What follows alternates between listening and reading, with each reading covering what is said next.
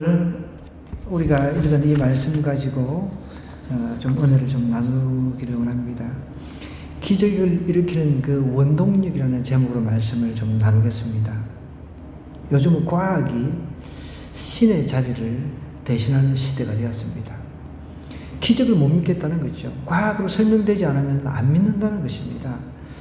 제가 20대 그 초반에, 지금으로 치면 30년도 훨씬 넘은 시절이죠.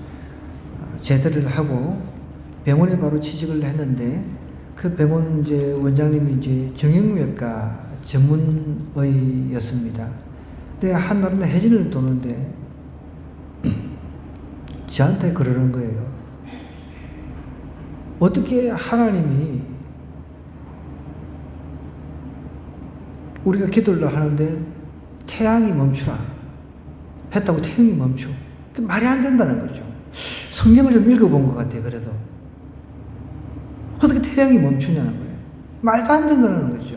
왜냐면 그 사람이 원래는 서울대 물리학과를 가려고 공부를 했는데 실력이 조금 안 되고 부산대 의대를 간 사람이에요. 그 물리학을 좀 아니까.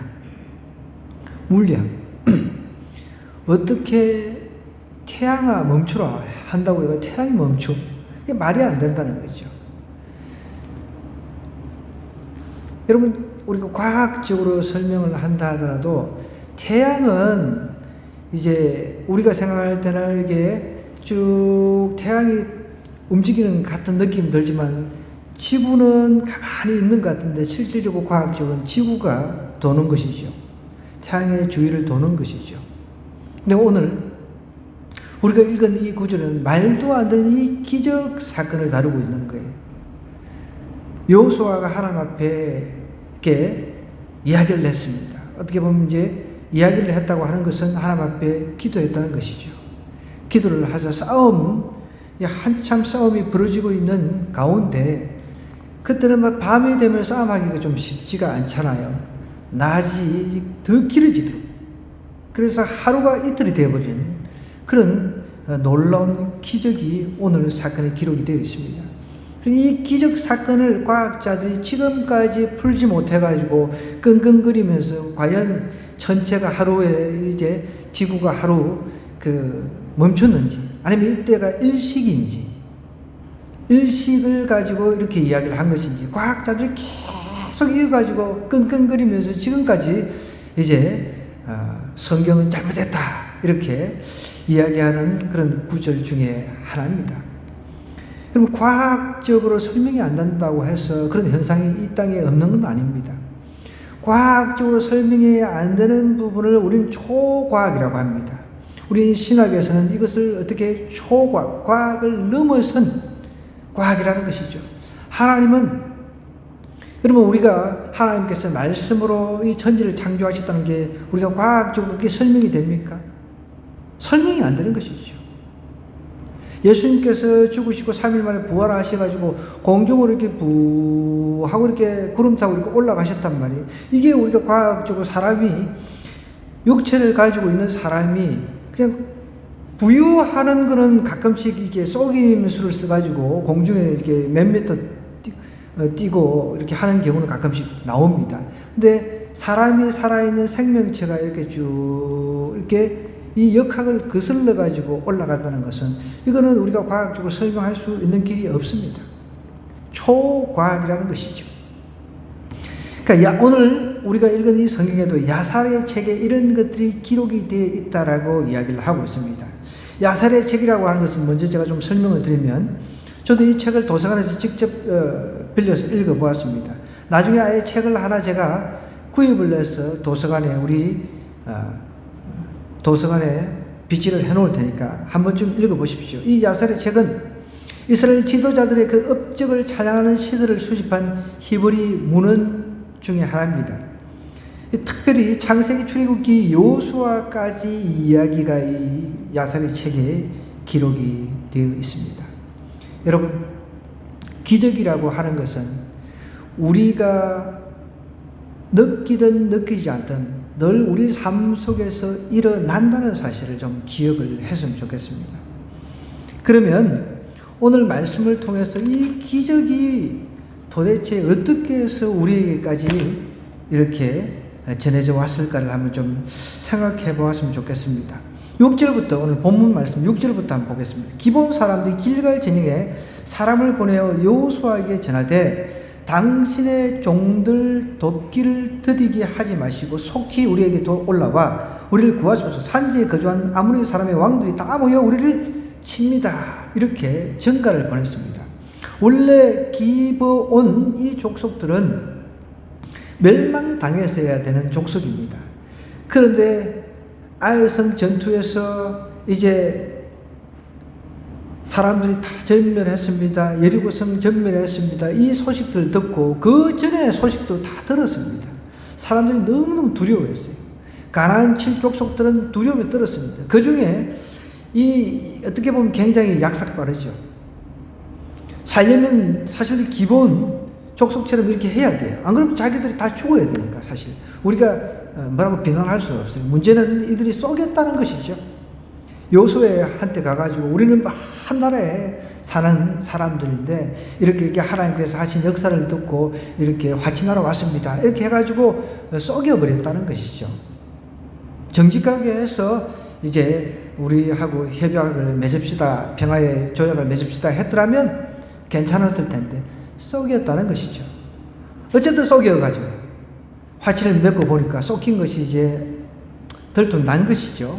그래도 한번 맹세를 한 것, 이것을 갖다가 깰 수가 없기 때문에 이제 니네들은 우리의 평생 이스라엘 백성들의 종이 되라 라고 이렇게 이제 이야기를 했습니다. 그런 가운데 이 기본 족속이 이스라엘 백성들하고 어떻게 화친을 했으니까 군사조약이 다 맺은 거나 마찬가지죠. 사실 그 소리를 듣고서 나머지 다른 부족 5개 부족 왕들이 이제 군사 동맹을 맺어가지고 요 배신자 그냥 둘 수 없다 해가지고 요 기본을 치러 올라가는 겁니다.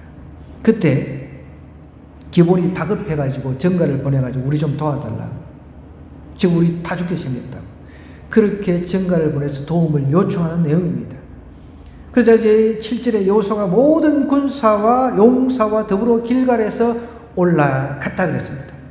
그 올라가는 가운데 하나님께서 이미 여호수아에게 이렇게 이르십니다. 그들을 두려워하지 말라는 것입니다. 하나님께서 여호수아에게 두려워하지 말라라고 분명히 이야기를 했어요. 성경에 보면 두려워하지 말라 이런 말이 참 많이 나오잖아요. 우리 삶 속에서 두려움을 가져야 될 때가 얼마나 많은지 몰라요. 두려움 때문에 우리 실수를 할 수도 있잖아요. 저도 그저께인가요? 꿈에 골목을 빠져나가는데 이 개가 내 발가락을 막 발 앞에서 발을 물으려고 하는 거예요. 그래서 제가 막 발로 그냥 툭 차버렸어요. 어떻게 됐을까요? 제 발가락이 지금 퉁퉁 부어가지고 발로 차버렸는데 개를 찬다고 찬 게 제 채꼬지를 두고 찬 거예요. 일어나 보니까 막 발가락이 퉁퉁 부어가지고 지금 약 발라가지고 조금 괜찮은데요. 여러분 개가 물려고 하니까요. 이 개 하면서 찾는데 그렇게 됐습니다. 여러분 작은 두려움이라고 하는 것 그것이 오히려 나를 손해를 끼치게 하는 그런 문제로까지 나아갈 수가 있습니다. 나름대로 이 여호수아는 두려움을 가지고 있었던 거죠. 이 5개 부족이 아무래도 한 부족보다 5개 부족이 힘이 세잖아요. 그런데 하나님께서 그걸 다 아시는 거예요. 여러분 우리 삶 속에서 어떤 부분에 두려움이 있다는 것 하나님 다 아십니다. 그런데 하나님은 우리에게 말씀하시고자 하는 건 두려워하지 말라는 거예요. 하나님이 두려워하지 말라 그러면 그렇게 두려워하지 않으면 돼요. 담대하라 그러면 담대하면 되는 거죠. 두려워하지 말라. 내가 그들을 내 손에 넘겨주었으니 그 부족들 다 가나안이 이미 하나님께서 니네들에게 주기로 약속한 것이니까 이미 접수가 다 됐다. 두려워할 필요가 없다. 하나님께서 대신 싸워 주겠다라고 약속하시는 거죠. 넘겨주었으니 그들 중에서 한 사람도 너를 당할 자가 없다는 거예요. 한 사람도. 단 한 사람도 그들 중에 당할 자가 없다는 것입니다. 그러자 이제 확신이 생겼죠. 충분히. 이제 두려움도 사라졌습니다. 길갈에서 밤새도록 올라가 갑자기 그들에게 이르렀다 그랬습니다. 이 기브온이 사는 이 지역은 여호수아가 사는 지역에서 한 40km 정도 떨어져 있었습니다. 40km면 지금이야 우리가 뭐 교통이 편리한 시대니까 이제 얼마 안 걸리죠. 근데 40km 도보로 행진을 한다 그러면 밤새도록 걸어가야 되죠. 그죠? 40km니까. 도보로 밤새도록 지치고 힘든 가운데서 이제 진군을 했습니다. 밤새도록 진군해가지고 갑자기 그들에게 이르렀다 그랬습니다. 올라가서 갑자기 전법이 나옵니다. 아주 그냥 갑자기 전법. 그래서 10절에 보면 여호와께서 그들을 이스라엘 앞에서 패하게 하심으로, 지금 지쳐있는 군사들입니다. 그럼에도 불구하고 하나님께서 패하게 하시니까, 하나님께서 함께 하시니까 그들이 그냥 오합지졸인 거예요. 36개 다 주랭랑을 치는 겁니다. 여호수아가 그들을 기본에서 크게 살육했다 그랬습니다. 또 벳호드론에 올라가는 비탈에 추격하여 아세가와 막게다까지, 그러니까 그 지역에 있는 그 흩어진 사람들, 이 5 부족들 다 그냥 다 추격해서 이제 죽이는 거예요. 그런데 11절에 보니까요, 그들이 이스라엘 앞에서 도망하여 벳호론의 비탈에서 내려갈 때 여호와께서 어떻게 해요? 하늘에서 큰 우박 덩이를 아세가에 이르기까지 내리시며 그들이 죽었다고 했습니다. 이스라엘 사람들이 칼에 죽인 사람보다 우박에 맞아 죽은 것, 이것이 더 많았다는 거예요.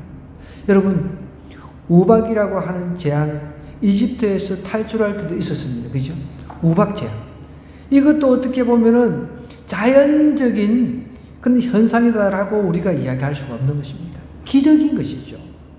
우리가 자연적으로 해석할 수 없는 것. 이 기적이라고 하는 것은 초자연적인 현상을 말하는 것이거든요. 상식으로는 생각할 수 없는 기이한 일을 기적이라고 합니다. 여러분, 우리 우박을 어른들은 다 맞아보았습니다. 저도 우박 맞아보았습니다. 그 따끔따끔해요. 그런데 그 따끔따끔한 그 우박을 맞아가 죽는 경우 있습니까? 없습니다. 근데 여기 보십시오. 큰 우박덩이를 그랬습니다. 큰 우박덩이를 그냥 하나님께서 쏟아 부어버리니까 하나만 맞아버려도 죽어버리는 거죠. 여러분, 그 위에서 자기 대기근을 뚫고 우박 덩어리가 돌멩이 같은 게 하나 때린다고 생각해보세요. 얼마나 세겠습니까? 하나 맞으면 죽어버리는 거예요. 그런데 마지막 때 우리 요한 계시록을 보면은 주님 오시기 직전에는 우박이 우리가 상상할 수 없는 우박 30kg가 넘는 1달란트가 30kg가 넘습니다. 그런 우박이 우리한테 떨어진다고 했습니다. 그거 받고 살 수 있는 사람이 없다는 거예요. 그러면 그거 가지고 30kg 이상 되는 우박이 있을 수 없다. 그러면서 과학자들이 그거 가지고 말도 안 된다라고 이야기를 하겠습니까? 과학으로 해결할 수 없는, 과학으로 설명할 수 없는 것이 얼마나 많은지 그걸 알아야 된다는 것이죠. 이제 우박 덩어리로 인해 가지고 사람들이 엄청나게 한 방에 그냥 가버렸습니다. 그래서 12절에 볼까요? 여호와께서 아모리 사람을 이스라엘 자손이 넘겨주시던 날에 여호수아가 여호와께 아뢰어 이스라엘 목전에서 이렇게 기도합니다. 이럽니다. 태양아, 넌 기본 위에 머무르라. 달아 너도 아얄론 골짜기에서 그리할지어다. 하매 태양이 머물고 달이 멈추기를 백성이 그 대적에게 원수를 갚기까지 하였느니라. 이 구절을 가지고 과학자들하고 신학자들하고 여전히 지금도 싸우고 다투고 있는 것입니다.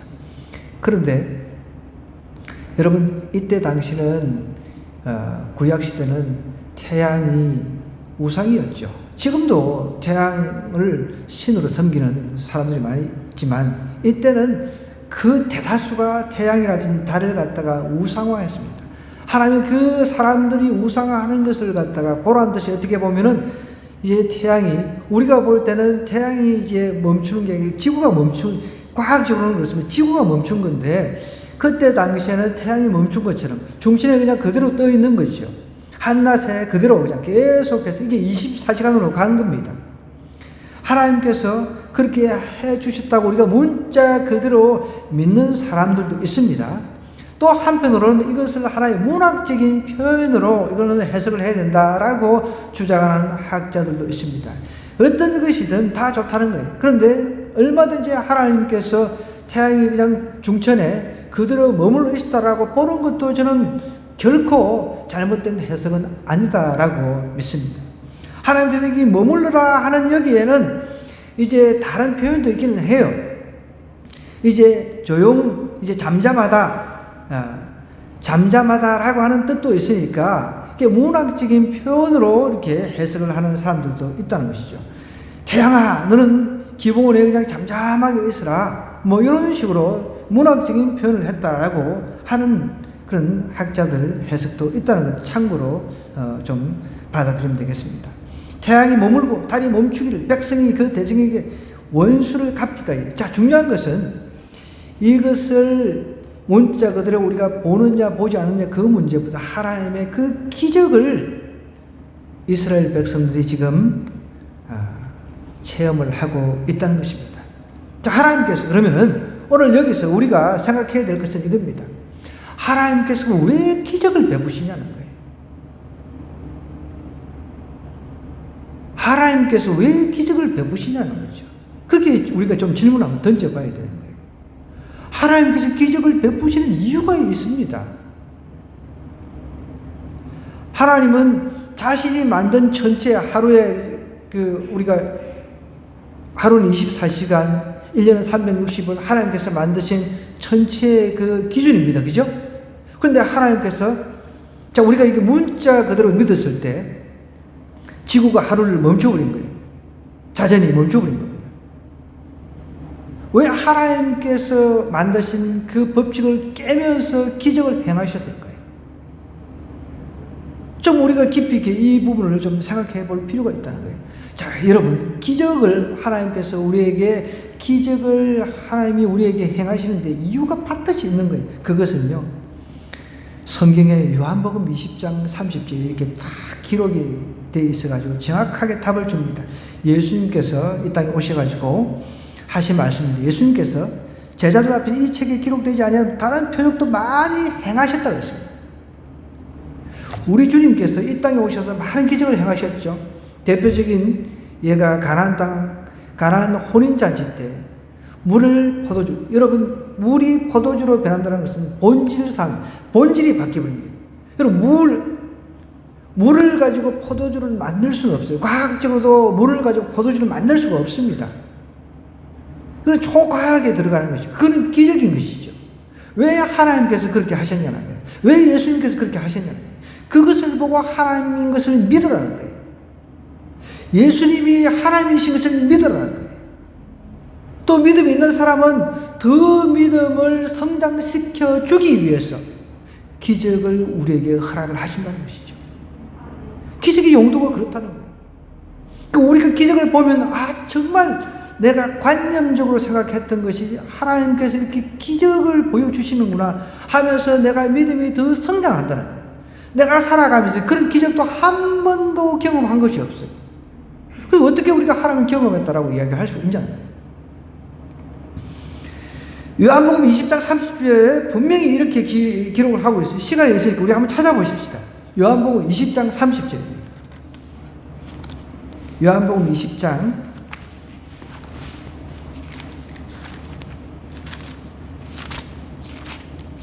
요한복음 20장입니다. 기적을 왜 하나님께서 우리에게 허락하시는지. 30절, 31절 같이 한번 읽어볼까요? 시작. 예수께서 제자들 앞에서 이 책에 기록되지 아니한 다른 표적도 많이 행하셨으나 오직 이것을 기록함은 너희로 예수께서 하나님의 아들 그리스도이심을 믿게 하려 함이요 또 너희로 믿고 그 이름을 힘입어 생명을 얻게 하려 함이라. 기적을 하나님께서 우리에게 허락하시는 이유, 보여주신 이유가 예수님이 하나님이다 라는 것을 믿게 하려고 하는 의도가 있다는 거예요. 그래서 우리로 하여금 생명을 얻게 하기 위해서. 그 기적을 보고도 그럴 수도 있지 이러면 생명을 얻기는커녕 나하고 하나님하고 아무 상관이 없다는 것이죠. 기적이 있구나. 이 기적을 통해서 하나님께서 나의 믿음을 성장시키고 나로 하여금 생명을 얻게 하기 위해서 이 기적을 내 눈앞에 보여주셨구나. 이렇게 내가 받아들여야 된다는 거예요. 여러분 삶에서 기적도 한 번도 경험하지 못한 사람, 그런 사람은 우리가 하나님을 믿는다라고 할 수 있겠습니까?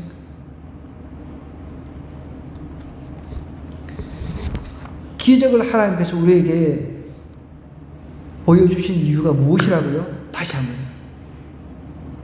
우리에게 믿음을 성장시키고 예수님을 통해서 생명을 얻도록 하는데 그 기적의 목적이 있는 거죠.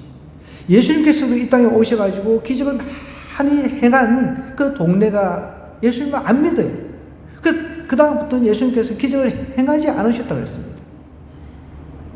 여러분, 우리가 하나님께서 기적을 보여주시면 정말 하나님께서 하셨군요. 하나님 정말 하나님 영광 받으십시오. 그러면서 하나님의 찬양을 해야 되는데 기적, 아이고 그거 누구나 할 수 있다.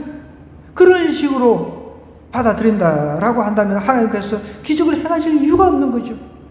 이집트 탈출할 때도 하나님께서 보여주신 게 기적, 그냥 마술로도 하니까 에이 우리도 할 수 있네. 에이 그 우리도 할 수 있네. 안 믿는 거죠.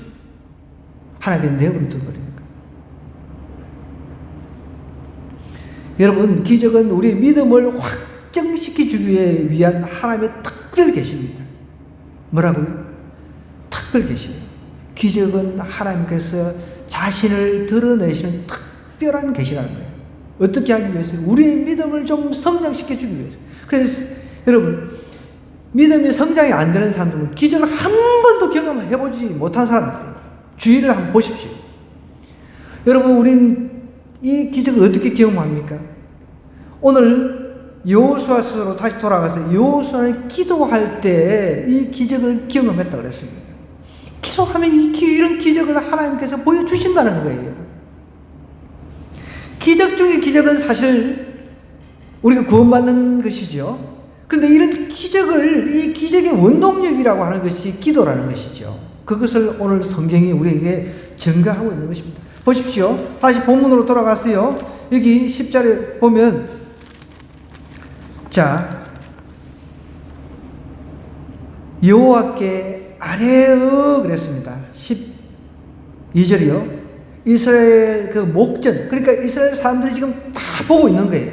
이스라엘 사람들이 다 지금 이스라엘 백성들이 보고 있는 그 상황에서 여호수아가 대표로 하나님 앞에 아뢰는 장면입니다. 하나님 앞에 기도한다는 거죠. 하나님 앞에 스피커하는 거예요. 하나님, 기본 위에 달이 태양이 머물게 해주세요. 또 달도 아얄른 골짜기에서 거기에 머물게 해주세요. 지금 달이 떠오르야 되는데 그 머물게 해주세요. 이렇게 믿음을 가지고 이렇게 기도를 하는 거예요. 그러자 태양이 머물고 달이 멈추기를, 백성이 그 대적의 원수를 다 갚기까지 계속 그 전체가 그 기도에 응답을 하고 있다는 거죠. 그럼 기적의 원동력이라고 하는 것은 우리 기도가 되는 것이죠. 기적은 우리의 믿음을 성장시키는 하나의 도구가 되는 것이고, 우리 믿음이 성장이 안 돼. 전혀 기도 생활 속에서 내가 기도 응답으로 그 기적을 경험해보지 못했기 때문에 성장이 안 되는 거죠.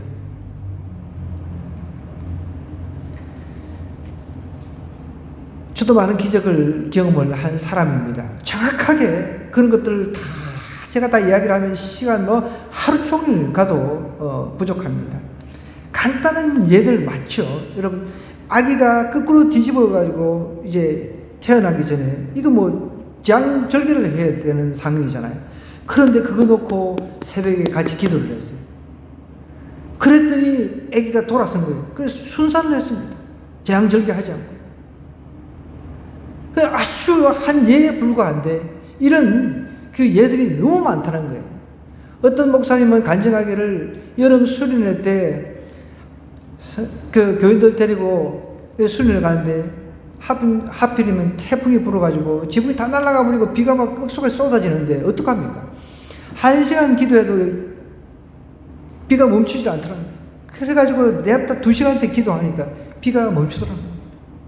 그러니까 그 기적을 경험하고 나니까 사람들이 다 성장이 돼 있더라는 거예요. 중요한 건 기적을 경험하고 나니까 기도하면서 하나님께서 멈추게 해주신 그 모습을 보니까 사람들이 거기 참석해서 어쨌든 긴가민가 모르겠다 막 하자 하니까 막 기도를 따라한 사람도 있을 것 아니에요. 그런데 그런 사람들이 믿음이 성장했더라는 거예요. 다. 중요한 것은 그 기적을 하나님께서 보여주실 때 우리의 믿음이 성장한다는 것이죠. 하나님께서 자기 자신을 위해서 기적을 베풀 이유는 없잖아요. 하나님께서는 우리를 위해서, 우리의 믿음 성장을 위해서 기적을 허락을 하신다는 거죠. 여러분, 하나님께서는 우리에게 구원 얻는 믿음과 생활 속에서 우리의 믿음이 계속 성장되기를 원하셔가지고 기적을 보여주기를 원하시는데 우리는 그 기적들을 경험을 못하는 거예요. 기적을 불러오는 기도가 사실 필요합니다. 기도도 기적을 불러오는 기도를 해야 된다는 거예요. 여러분, 제임스 어윈이라는 사람 한번 들어보셨나요? 1991년 61세로 이분이 사망을 하셨는데요. 아폴로 15 그 우주선을 타고 달에 갔다 온 사람이에요. 달에 그 역사상 4번째로 갔다 온 사람인데 우리는 항상 첫 번째만 기억하잖아요. 첫 번째. 1등만 기억. 이 세계가, 이 세상이 꼭 1등만 기억해. 2등, 3등은 기억도 못해요. 달에 4번째로 이 사람이 갔다 온 사람인데 그래도 이 사람은 라브라고 하는 그 차를 타고 최초로 달 표면을 10km를 다니면서 탐사하는 임무를 성공적으로 마치고 지구로 이제 귀환했던 사람입니다. 이 사람이 지구로 이제 돌아올 때 이야기인데요. 잘 한번 들어보세요. 우주선의 그 속도는 지구에 가까워질수록 지구의 중력 때문에 엄청나게 빨라집니다.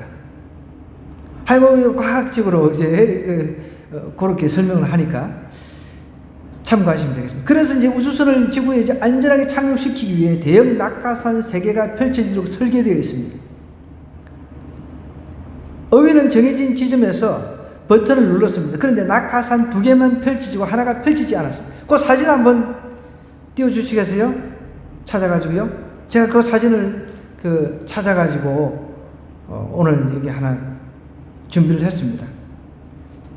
2개가 펼쳐지고 하나가 펼쳐지지 않은 거죠. 2개가 펼쳐지고 그 나사 본부에 긴급히 이제 상황을 보고하고 비상 조치를 막 취해 보았습니다. 그러나 끝내 낙하산 이 한 개는 펼치지 않았습니다. 그대로 내려오면 아폴로 15는 압력을 견디지 못하고 폭발하게 되어 있었답니다. 찾았어요. 여기 이렇게 실제 상황이에요. 실제 상황. 끝내 펴지지 않았던 아폴론 15의 낙하산 3개가 다 펴져야 되는데 하나가 저렇게 안 펴진 거예요. 그대로 내려오면 이제 아폴로 15는 압력을 견디지 못하고 폭발을 하게 됩니다. 나사 우주 본부의 직원들과 우주 비행사들은 두려움에 새파랗게 질렸습니다. 이런 긴박한 상황에 의뢰는 하나님께 기도했습니다. 하나님, 어리석고 연약한 인간이 전능하신 하나님의 도움을 구합니다. 기도했습니다. 지금 우리를 도와주소서. 모든 것을 하나님의 손에 맡깁니다. 이렇게 기도를 마치자마자 갑자기 지구에서 엄청난 해오리 바람이 솟구쳐 올라왔답니다. 효과는 이 대형 낙하산 한 개를 편 것과 똑같았대요. 이로 인해 아폴로 15는 무사히 지구로 귀환할 수가 있습니다. 후에 이 경험을 한 이 의인은 복음 전도자가 됩니다. 이 일에 대해서 1972년도 우리 한국에 와서 간증을 했답니다. 다른 사람 뭐라 말하든지 저는 그때 그 일은 하나님께서 행하신 일이라고 믿습니다. 하나님께서 제 기도를 들으시고 하늘과 땅과 바다와 육지를 진동시키셔서 회오리 바람을 일으키신 것이라고 믿습니다. 고백을 하고 20년간 복음 전도자로 살았는데 이분이 원래 기독교 가정에서 자랐대요. 그런데 10살 때 믿음 생활을 중단을 했답니다. 우주에서 돌아온 후 다시 독실하게 거듭났습니다. 거듭난 기독교인이 됐다는 거예요. 여러분, 이 사람이 만약에 이때 경험한 그 기적을 통해서 하나님 앞에 나아가지 않았다면 다른 사람들처럼 그래 그 자연의 삶일 수 있어 그렇게 치부를 했더라면 하나님을 다시 인격적으로 만났을까요? 생명신 예수 그리스도를 만났을까요? 그리고 믿음의 성장을 했을까요? 그렇지 않았을 것입니다. 이 기적의 그 경험이 이 사람을 구원한 거죠. 이 기적의 경험이 그냥 명목상의 기독교인에 머물렀던 그로 하여금 하나님께로 제대로 돌아오게 하고 복음 전도의 삶을 살게 했다는 것입니다. 제가 최근에 읽고 있는 책 중에 그 팀 켈러 목사님이 쓴 기도라는 책이 있는데 거기 읽다 보니까 참 굉장히 가슴에 와닿는 구절이 하나 있어서 제가 한번 인용한 걸 여러분한테 들려드릴게요. 복음의 능력을 맛보는 경험은 기도를 통해서만 일어날 수 있다. 뭐라고요? 복음의 능력을 맛보는 경험은 기도를 통해서만 일어날 수가 있다는 거예요. 기도를 통해서 우리가 기적도 경험을 하잖아요. 기도를 통해서 복음의 능력을 맛을 본다는 거죠. 그런데 이런 기적, 복음의 능력을 기도를 통해서 맛보지 못한 사람은 믿음도 성장하지 않는다는 거죠. 정말 하나님께 하셔서 내가 기도하니까 정말 하나님께 이렇게 나에게 응답하시구나. 그런 것들이 내가 이제 체험이 되어지면 더 하나님 앞에 나가려고 하죠. 더 하나님하고 교통하려고 하겠죠. 더 하나님께 매달리려고 하겠죠. 오늘 여호수아가 태양은 기본 위에 머무르라. 달 하나도 아야는 골짜기에 그려 할지어다. 이게 사실 말도 안 되는 기도죠. 이렇게 요청하는 게 말도 안 되지만 하나님은 그것을 들으시고 그 요청대로 정확하게 응답을 하신다는 거죠. 그래서 성리를 가져다 주었다는 이야기입니다. 우리 삶 속에서 마찬가지 패배적인 삶 가운데 있습니다. 문제 없는 집안이 없습니다. 이 문제 저 문제 온갖 문제, 자녀 문제, 건강 문제, 물질의 문제 온갖 문제가 있습니다. 이런 문제를 우리가 돌파하기 위해서는 담대하게 여호수아처럼 기도로 나가야 돼요. 기도로 하나님 앞에 나가야 됩니다. 그래야 기적을 경험할 것 아닙니까? 우리 삶 속에서 하나님 믿다 하면서 기적을 경험하지 못한다면 하나님을 하나님으로 내가 경험하지 못한다고 한다면은 우리의 신앙생활이 어떻게 성리하는 신앙생활이 될 수 있겠습니까? 믿어도 그냥 믿는 것 같지 않는 그런 믿음 말고 정말 힘 있는 그 믿음 생활 있잖아요.